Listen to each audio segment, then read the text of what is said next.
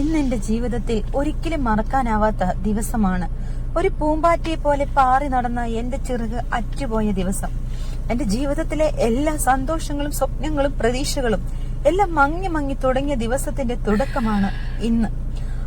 അന്നും ഇന്നും പപ്പയുടെയും മോളുടെ ബെസ്റ്റ് ഫ്രണ്ട് ആരാണെന്ന് ചോദിച്ചാൽ ഒരു ഉത്തരമേ ഉള്ളൂ, എന്റെ പപ്പ. അത് കഴിഞ്ഞേ ഈ ഭൂമിയിൽ പപ്പയുടെ മോൾക്ക് മറ്റൊരു ബെസ്റ്റ് ഫ്രണ്ട് ഉണ്ടായിരുന്നുള്ളൂ, ഇനി ഉണ്ടാകത്തുള്ളൂ. ബെസ്റ്റ് ഫ്രണ്ട് എന്ന് പറഞ്ഞാൽ എന്താണ് യഥാർത്ഥ മീനിങ്? നമ്മുടെ സന്തോഷവും സങ്കടവും സ്വപ്നവും ആഗ്രഹങ്ങളും ഇഷ്ടങ്ങളും താല്പര്യങ്ങളും കുറവുകളും കുറ്റങ്ങളും, നമ്മുടെ നെഗറ്റീവും പോസിറ്റീവും, നമ്മുടെ പരാതിയും പരിഭവവും ദേഷ്യവും പിണക്കവും ഇണക്കവും നമ്മുടെ ശല്യപ്പെടുത്തലും, അങ്ങനെ എല്ലാം മനസ്സ് തൊട്ടറിഞ്ഞ നമ്മളെ മനസ്സിലാക്കി നമ്മളെ സ്നേഹിച്ച് കെയർ ചെയ്ത് നമുക്ക് പ്രൊട്ടക്ഷൻ തന്ന് നമ്മളെ മരണത്തെ പോലും വിട്ടുകൊടുക്കില്ല എന്ന് പറഞ്ഞ് നെഞ്ചോട് ചേർത്ത് നിർത്തുന്ന എന്റെ പപ്പയുടെ പേരല്ലാതെ വേറെ ആരുടെ പേരാണ് ഞാൻ എന്റെ ബെസ്റ്റ് ഫ്രണ്ട് ആയിട്ട് പറയുന്നേ?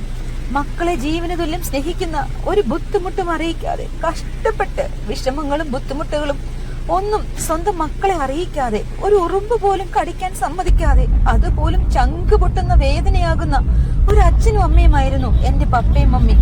അങ്ങനെയുള്ള എന്റെ മാതാപിതാക്കളിൽ എന്റെ പപ്പയെ ക്യാൻസർ എന്ന വില്ലൻ കവർന്നു കൊണ്ടുപോയത്, കൊഞ്ചിച്ച് താലവലിച്ച് ആകാശത്ത് നോക്കി അമ്പളിമാമനെ പിടിച്ചു തരുമോ എന്ന് ചോദിച്ചാലും പിടിച്ചു തരാമെന്ന് പറയും എന്ന് കേട്ടിട്ടില്ലേ? അത് സത്യമാണ്. എന്റെ പപ്പയോട് ചോദിച്ചാൽ ഇപ്പൊ പിടിച്ചു തരാം മോളെ എന്ന് പറയും. അങ്ങനെയുള്ള എന്റെ പപ്പ ഡ്രസ്സിന് ചേരുന്ന വളയും കമ്മലും മാലയും നെയിൽ പോളിഷും അങ്ങനെ എല്ലാം എനിക്ക് എന്റെ പപ്പയാണ് വാങ്ങിച്ചു കൊണ്ട് തന്നത്.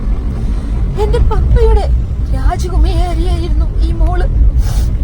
അങ്ങനെയുള്ള എന്റെ പപ്പ ഈ മോളെ വിട്ടുപോയാൽ ചിറകൊടിയില്ലേ? മനസ്സ് നിയന്ത്രിക്കാൻ പറ്റാതെ ആകില്ലേ?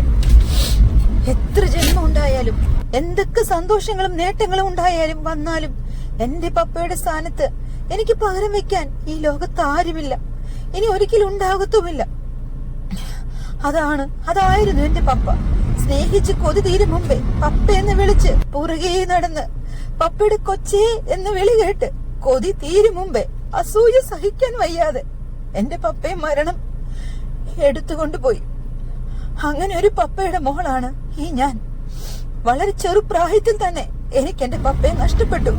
പപ്പയുടെ മോൾക്ക് അന്ന് എല്ലാം ഉണ്ടായിരുന്നു. ഒരു രാജകുമാരിയെ പോലെ പാറി പറന്നു നടന്ന ഒരു പൂമ്പാറ്റയായിരുന്നു. ഇപ്പോൾ ഒന്നും അതേതർത്ഥത്തിലായാലും ഒന്നുമില്ലാത്ത ചിറകറ്റ് കിടക്കുന്ന ഒരു പൂമ്പാറ്റയാണ് പപ്പയുടെ ഈ മോള്. പക്ഷെ ഞാൻ ഇന്ന് എന്റെ പപ്പയ്ക്ക് ഒരു വാക്ക് കൊടുത്തു. ഇനി പപ്പയുടെ മോള് ഇന്നു മുതൽ കരയില്ല, സങ്കടപ്പെടില്ല. എന്റെ കല്യാണം മുതൽ മാറി മറിഞ്ഞ എന്റെ ജീവിതത്തിൽ ഈ നിമിഷം വരെയുണ്ടായ എന്റെ എല്ലാ പ്രശ്നങ്ങളും വിഷമങ്ങളും നഷ്ടങ്ങളും എല്ലാം മറന്ന് ഉപേക്ഷിച്ച് ഒരു പുതിയ ജീവിതം ഇന്നു മുതൽ പപ്പയുടെ മോള് തുടങ്ങും.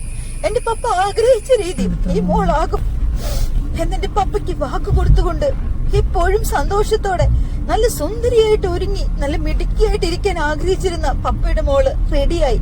എന്റെ ദൈവത്തോട് എന്റെ പപ്പയ്ക്ക് കൊടുത്ത വാക്ക് പാലിക്കാൻ പറ്റണേ എന്ന് ബൈബിൾ വായിച്ച് പ്രാർത്ഥിച്ച് എന്റെ പപ്പയോട് അനുവാദവും അനുഗ്രഹവും ചോദിച്ചാണ് ഞാൻ വീട്ടിൽ നിന്ന് പള്ളിയിൽ പോകാൻ ഇറങ്ങിയത്. എന്റെ മാതാപിതാക്കൾ, എന്റെ പപ്പയും മമ്മിയും അതുപോലെ പ്രിയപ്പെട്ടതും വലുതുമാണ് ഈ മോൾക്ക്.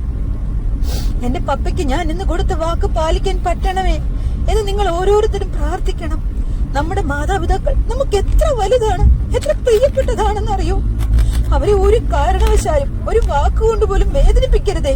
മാതാപിതാക്കൾ, അത് അച്ഛനായാലും അമ്മയായാലും, അത് നഷ്ടപ്പെട്ടവർക്ക് അവർ ഇല്ലാത്തതിന്റെ വിലയറിയൂ, നഷ്ടമറിയൂ. അതുകൊണ്ട് നമ്മൾ നമ്മുടെ മാതാപിതാക്കളെ ഒരിക്കലും വേദനിപ്പിക്കരുതേ, ഉപേക്ഷിക്കരുതേ. അവരെ ചേർത്ത് നിർത്തണം, അവരെ സ്നേഹിക്കണം, അവരെ കെയർ ചെയ്ത് സംരക്ഷിക്കണം.